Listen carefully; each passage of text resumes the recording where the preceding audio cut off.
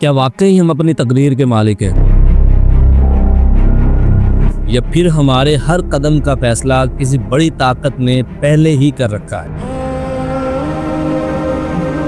اگر تقدیر ازل سے ہی طے ہو چکی ہے تو پھر انسان کا اختیار اور ذمہ داری کہاں جاتی ہے؟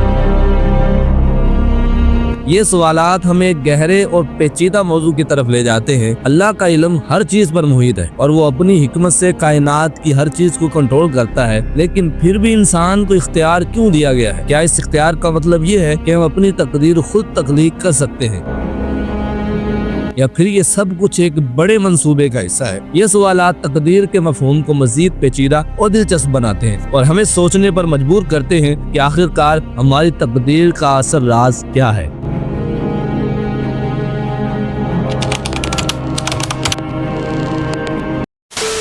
یہ وہ سوالات ہیں کہ جن پر انسان ہمیشہ سے غور کرتا آیا ہے۔ تقدیر سے مراد یہ ہے کہ اللہ تعالیٰ کو ہر چیز کا ازل سے علم ہے اور وہ اپنی حکمت سے کائنات کے تمام امور کا انتظام فرماتا ہے۔ تاہم اللہ تعالیٰ کا علم انسان کو مجبور نہیں کرتا، انسان کو اختیار دیا گیا ہے کہ وہ خیر و شر میں سے کسی ایک کا انتخاب کرے۔ یہی اختیار انسان کو اپنے اعمال کا ذمہ دار بناتا ہے۔ انسان کو کسب یعنی کوشش اور اختیار دیا گیا ہے۔ ہم اپنی مرضی سے نیکی یا بدی کا انتخاب کرتے ہیں اور اس پر ہماری جزا یا سزا مرتب ہوتی ہے۔ اللہ تعالیٰ نے ہمیں درست اور غلط کے راستے واضح کر دی ہیں، مگر اختیار ہمارے ہاتھ میں ہے۔ اللہ تعالیٰ کا علم ازلی اور ابدی ہے۔ اس کا مطلب یہ ہے کہ اللہ کو ہر چیز کا علم ہے، لیکن یہ علم کسی کو مجبور نہیں کرتا۔ مثال کے طور پر اگر ایک استاد جانتا ہے کہ شاگرد امتحان میں ناکام ہوگا کیونکہ وہ محنت نہیں کر رہا، استاد کا یہ جاننا شاگرد کے ناکام ہونے کا سبب نہیں بنتا۔ استاد کا علم حقیقت کا احاطہ کرتا ہے، مگر شاگرد اپنی کوتاہی سے ناکام ہوتا ہے۔ اسی طرح اللہ کا علم ہماری آزادی میں مداخلت نہیں کرتا۔ ہم اپنے ارادے سے کام کرتے ہیں، مگر اللہ کو معلوم ہے کہ ہم کیا کریں گے۔ عدل الہی کی بنیاد پر ہی انسان کو اختیار دیا گیا ہے۔ اگر انسان کو اختیار نہ دیا جاتا تو جزا اور سزا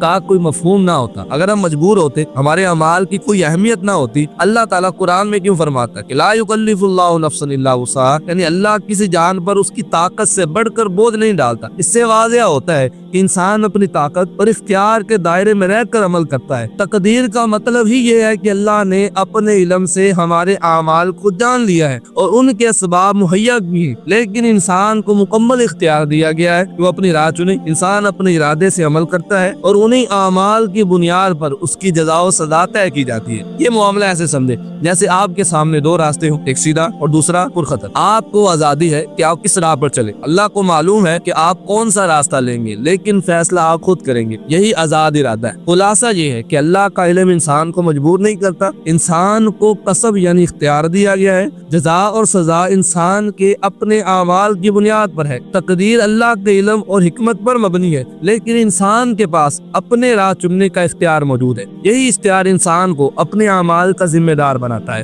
یہ موضوع گہری فکر کا متقاضی ہے اور یہ جاننا ضروری ہے کہ تقدیر اور اختیار کے درمیان توازن ہمیں زندگی میں ذمہ داری کا احساس دلاتا ہے۔